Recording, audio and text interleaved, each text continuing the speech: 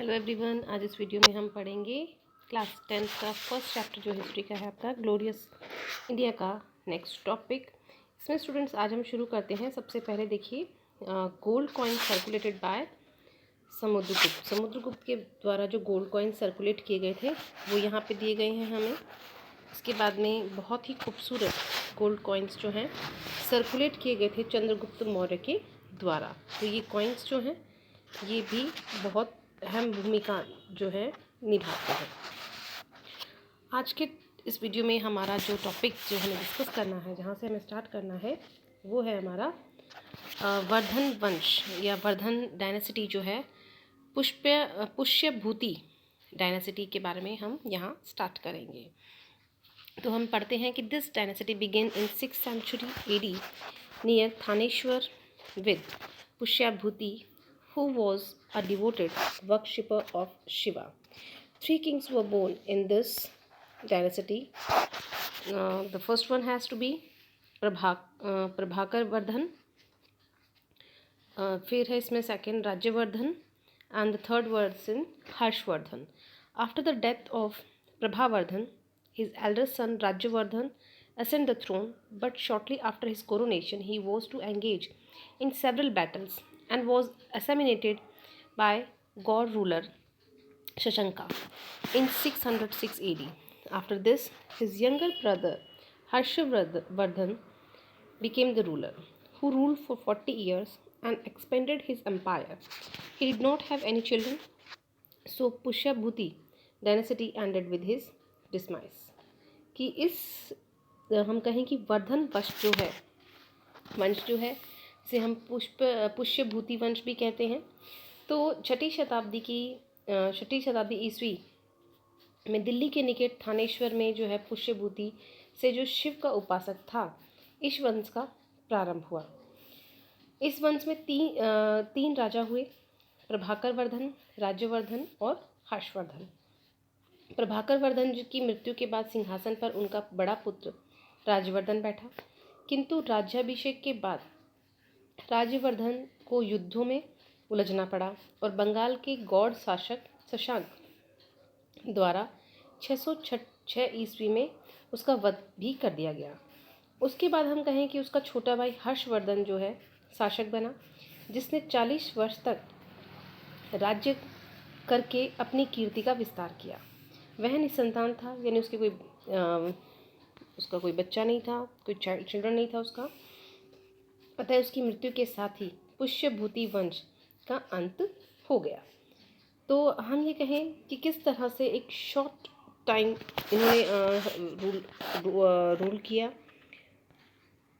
अब इसके आगे है आपका कि situation was extremely critical at the time Harsha ascended the throne. Gaur Bengal ruler Shashanka had assassinated his elder brother Rajyavardhan. Younger sister Rashri went away to an unknown place to save her life. Soon, Harshvardhan was successful in finding the whereabouts of his sister. He entered into an alliance with the king Bhaskar Varman of Kampura and sent a large army against Shashanka. Though in the south, his armies were forced to return from the banks of river Narmada around 620 AD by King Puklanshin II. The boundaries of Harsha's empire extended from snow-laden mountains in the north till the bank of river Narmada in the south, Gangjam in the east and the Bhalabhai in the west. Kannauj was the capital of his huge empire. Harsha took the little Maharajadhiraj. He was a worshipper of Shiva and sun god. कि जिस समय हर्ष सिंहासन पर बैठा, राज्य की जो स्थिति थी वो काफ़ी संकटपूर्ण थी। गौड़ बंगाल के राजा शशांक ने उसके बड़े भाई राज्यवर्धन का वध कर डाला था और उसकी छोटी बहन राश्री अपने प्राणों की रक्षा के लिए किसी अज्ञात स्थान पर चली गई। हर्षवर्धन ने शीघ्र ही अपनी बहन को ढूंढ निकाला और कामरूप के राजा भास्कर वर्मा से संधि करके शशांक के विरुद्ध एक बड़ी सेना भेज दी। यद्यपि दक्षिण में उनकी सेना को लगभग 620 ईस्वी के चालुक्य राजा पुलिकेशिन द्वितीय ने नर्मदा के तट के पीछे खदेड़ दिया था। हर्ष के साम्राज्य की सीमाएं उत्तर में हिमाचल पर्वतों, दक्षिण में नर्मदा नदी के तट, पूर्व में गंजाम तथा पश्चिम में वल्लभी तक विस्तृत थी। कन्नौज इस विशाल साम्राज्य की राजधानी थी। हर्ष ने महाराज धीराज की पदवी धारण की। यह शिव और सूर्य की उपासना करता था।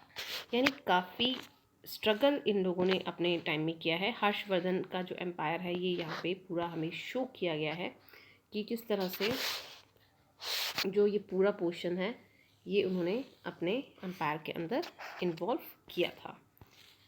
देन ये हर्षवर्धन का किंग जो आइडल है ये यहाँ पे हमें दिया हुआ है, किंग हर्षवर्धन। अब इसमें आगे है, later he was inclined towards Mahayana Buddhism once in every 5 years. He used to organize a large ceremony in the confluence of river Ganga and Yamuna, perform charity and other works of public welfare. The Chinese traveler Hing Chang also attended the sixth ceremony of this kind. कि हम ये कहें कि बाद में उसका झुकाव महायान बौद्ध धर्म की ओर अधिक हो गया। वह प्रति 5वें वर्ष प्रयाग में गंगा और यमुना के संगम पर एक महोत्सव करके दान आदि करता था। चीनी यात्री ह्यांगसांग ने भी इस प्रकार के छठे महोत्सव में सम्मिलित हुआ था। फिर अगर हम आगे बात करें तो इसमें आपका पाला जो आपकी डेंसिटी है, तो अब इसमें पाल डेंसिटी के बारे में हम पढ़ते हैं, यानी पाल वंश के बारे में हम इसमें यहाँ पे पढ़ेंगे। तो पाल वंश के बारे में हम थोड़ा सा आपको पहले मैं हिंदी में बता देती हूँ कि इस वंश का जो उद्भव बंगाल में लगभग 750 ईस्वी में गोपाल से माना जाता है। पाल वंश का दूसरा शासक जो है धर्मपाल इस वंश का सबसे महान राजा था। उसने अपना राज्य कन्नौज तक विस्तृत किया और प्रतिहारों और राष्ट्रकूटों के साथ हुए हम ये कहें कि जो त्रिकोणात्मक संघर्ष में भी अपने राज्य को सुरक्षित रखा। उसके पुत्र एवं उत्तराधिकारी देवपाल ने भी कई युद्धों में विजय प्राप्त की। वह अपनी राजधानी को पाटलिपुत्र से बंगाल ले गया। उसकी राज्यसभा में सुमात्रा के राजा बालपुत्र देव का दूत आया। देवपाल 810 से 850 के बाद हम ये कहें कि 8 के बाद में जो है पाल वंश की राज्य शक्ति शासकों से की निर्बलता तथा गुर्जर प्रतिहात राजाओं के आक्रमण के कारण क्षीण होने लगी। नवे राजा महिपाल प्रथम के राज्यकाल में जो है चौल राजा राजेंद्र प्रथम ने लगभग 1023 ईस्वी में गंगा तक के प्रदेशों को जीत लिया था। फिर हम कहें कि 12वीं शताब्दी के मध्य तक पाल वंश की शक्ति जो है वो धीरे धीरे कम होने लगी थी। फिर हम कहें कि पाल वंशी राजा जो थे बौद्ध थे। Kings of Pal density were followers of the Buddhism, यानी वो बौद्ध धर्म को मानते थे। And during their reign of Buddhist educational centers developed significantly.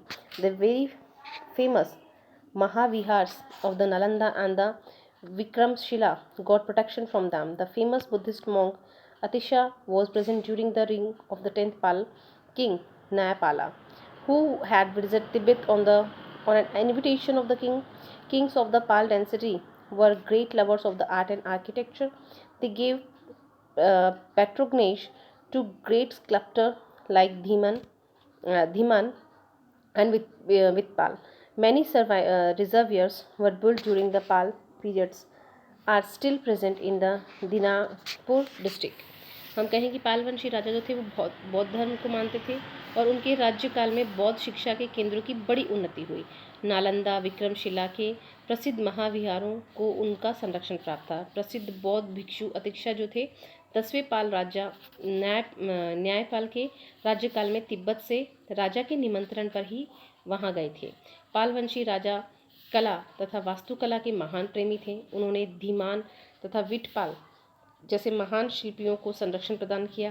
पाल युग के अंदर हम कहें कि अनेक जलाशय दीनापुर जिले में अभी भी बचे हुए हैं।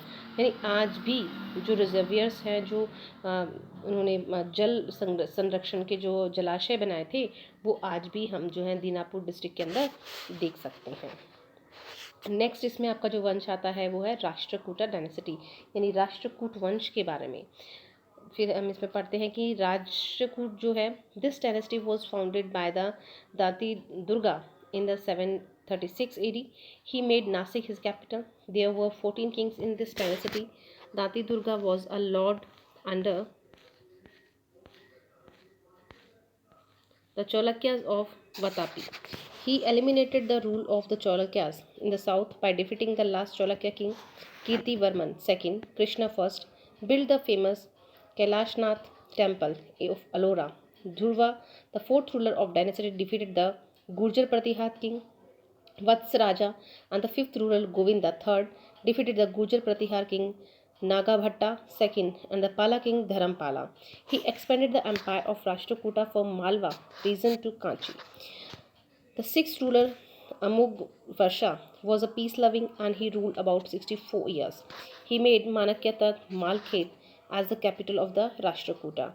Arabian traveler Suleiman considered Amugvarsha amongst the world's the four greatest kings of that time. Krishna III and Indra III defeated Mahipala, then the ruler of Kannauj, and forced him to flee. During the reign of the 12th ruler Krishna III, a long struggle started between the Rashtrakuta and the Chol kings of the south. कि इस वंश की स्थापना जो है दाती दुर्ग में जो है 736 ईस्वी में की थी। उसने नासिक को अपनी राजधानी बनाया। इस वंश के अंदर हम कहें कि 14 शासक हुए। दंती दुर्ग वातापी में चालुक्यों ने अधीन सामंत था। उसने अंतिम चालुक्य शासक कीर्तिवर्मा द्वितीय को पराजित किए करके जो है दक्षिण में चालुक्यों की सत्ता समाप्त कर दी थी। कृष्ण प्रथम ने एलोरा के सुप्रसिद्ध कैलाशनाथ मंदिर का निर्माण कराया। वंश के चौथे शासक ध्रुव ने गुर्जर प्रतिहार शासक वत्सराज को पराजित किया और पांचवें शासक गोविंद तृतीय ने जो है गुर्जर प्रतिहार शासक नागभट्ट द्वितीय और पाल शासक धर्मपाल को पराजित किया। उसने राष्ट्रकूटों के साम्राज्य को मालव प्रदेश से कांची तक हम कहें कि विस्तृत कर दिया। छठा शासक अमोद वर्ष शांतिप्रिय था, जिसने लगभग 64 वर्ष तक राज्य किया। उसी ने मान्यखेड़ जो है मालखेड़ को राष्ट्रकूटों की राजधानी बनाया। अरब यात्री सुलेमान ने अमोद वर्ष की गणना विश्व के तत्कालीन 4 महान शासकों से की। कृष्ण द्वितीय तथा इंद्र तृतीय ने कन्नौज के तत्काल शासक महिपाल को पराजित करके भगाने में उसको विवश कर दिया था। 12वें शासक को हम कहें कि कृष्ण तृतीय ने शासन काल में राष्ट्रकूटों का दक्षिण चौल शासकों से एक दीर्घकालिक संघर्ष जो है इनका वो स्टार्ट हो गया था।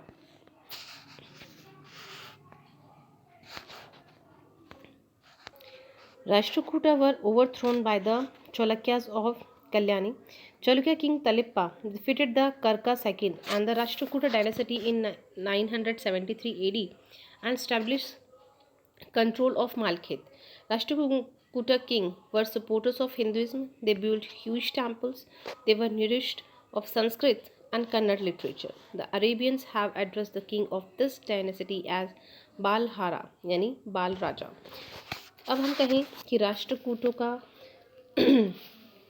पराभव कल्याणी के चालुक्यों द्वारा हुआ। चालुक्य शासक जो है तैलप ने 1973 में इस वंश के कर्क द्वितीय को जो है पराजित करके मान्यखेत पर जो है उन्होंने अधिकार स्थापित कर लिया। फिर हम कहें कि राष्ट्रकूट शासक जो है वैदिक धर्म के प्रबल समर्थक थे। उन्होंने कई भव्य मंदिरों का निर्माण कराया। वे संस्कृत और कन्नड़ साहित्य के पोषक थे, या उनको हम न्यूट्रिशियस कह सकते हैं कि उन्होंने काफ़ी उस चीज़ को लैंग्वेज दोनों को सपोर्ट किया।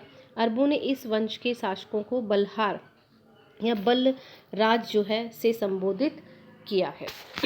अब इसमें आपका नेक्स्ट आता है गुर्जर प्रतिहार वंश, यानी गुर्जर प्रतिहार डायनेसिटी।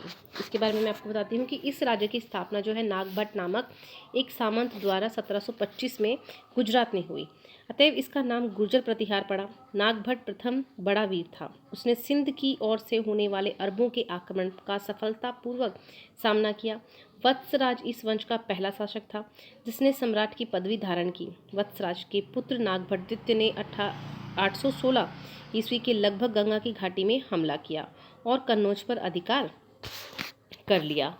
फिर हम कहें वह अपनी राजधानी भी कन्नौज ले आया और नागभट्ट द्वितीय राष्ट्रकूट राजा गोविंद द्वितीय से पराजित हुआ। फिर हम कहें कि he is also known as Mihira Bhoj. तो हम कह सकते हैं कि उसके वंशज कन्नौज तथा आसपास के क्षेत्रों पर 18 से 19 तक के शासन करते रहे। इस वंश का सबसे प्रतापी राजा भोज प्रथम था, जो मिहिर भोज के नाम से भी जाना जाता है और नागभट्ट द्वितीय का पुत्र था।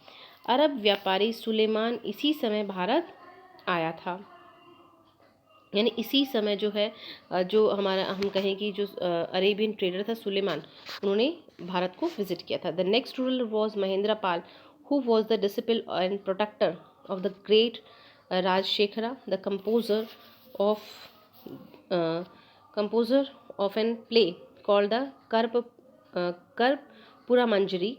Mahendra's son Mahipal was badly defeated by the Rashtrakuta king Indra III. During Mahipal's reign, the Gurjar Pratihar dynasty began to decline. After him, the other rulers Bhoja II, Vinayapala Mahendra II, Devpala Mahipala II, and Vijayapala somehow managed to maintain their rule till 1013 AD. During the time of invention of the Mahmud Ghaznavi, Rajyapala was the king of Kannauj. कि हम कहें कि इस वंश का सबसे प्रतापी राजा भोज प्रथम था, जो मिहिर भोज के नाम से भी जाना जाता है और जो नागभट्ट द्वितीय का पौत्र था। अरब व्यापारी सुलेमान इसी समय भारत में आया था। अगला सम्राट महेंद्रपाल था, जो कर्पूर मंजरी नाटक में रचयिता और महाकवि राजशेखर का शिष्य और संरक्षक था। महेंद्र का पुत्र महिपाल राष्ट्रकूट राजा इंद्र द्वितीय से बुरी तरह से हम कहें कि पराजित हुआ था। महिपाल के समय गुर्जर प्रतिहार राज्य का पतन होने लगा। उसके बाद के राजाओं भोज द्वितीय, विनायकपाल, महेंद्रपाल द्वितीय, देवपाल, महिपाल द्वितीय और विजयपाल ने जो है 1013 ईस्वी तक अपने राज्य को कायम रखा। महमूद गजनवी के हमले के समय कन्नौज का जो शासक था वो राज्यपाल था। राज्यपाल बिना लड़े भाग खड़ा हुआ। बाद में उसने महमूद की अधीनता स्वीकार कर ली और इसके आसपास राजपूत राजा बहुत नाराज हुए, यानी उनकी इस बात से राजपूत जो शासक थे वो काफ़ी गुस्से में आ गए। महमूद गजनवी के लौट जाने का कालिंजर के चंदेल राजा जो है उनके खंडेल में राजपूत राजाओं ने उसे मार डाला और उसके स्थान पर त्रिलोकचंद पाल को गद्दी पर बिठाया। कन्नौज में हम कहें कि किस तरह से कन्नौज में फिर गढ़वाल कहें यहाँ, जिसे हम राठौर वंश को भी कह सकते हैं, कि उनका जो है उद्भव होने पर 11वीं शताब्दी के द्वितीय चतुर्थांश में बाड़ी के गुर्जर प्रतिहार वंश को सदा के लिए उखाड़ दिया गया। यानी यहाँ से जो गुर्जर प्रतिहार थे उनको बिल्कुल मूव आउट कर दिया, उनको वहाँ से हटा दिया गया। गुर्जर प्रतिहार वंश के शासकों ने अरबों को आगे नहीं बढ़ने दिया, यानी इन्होंने बहुत कोशिश की। The rulers of this dynasty did not allowed the Arabians to advance further, कि वो वहाँ से आगे अब और ना बढ़े। अब गुर्जर प्रतिहार वंश के आगे है आपका चौल डायनेसिटी, यानी चौल वंश, जो कि हम ये कहें कि नॉर्थन चौला रीजन भी इनको कहते हैं, उत्तरवर्ती चौल राज्य भी इनको कहा जाता है। ये हम करेंगे अपने नेक्स्ट वीडियो में। Now thank you for watching.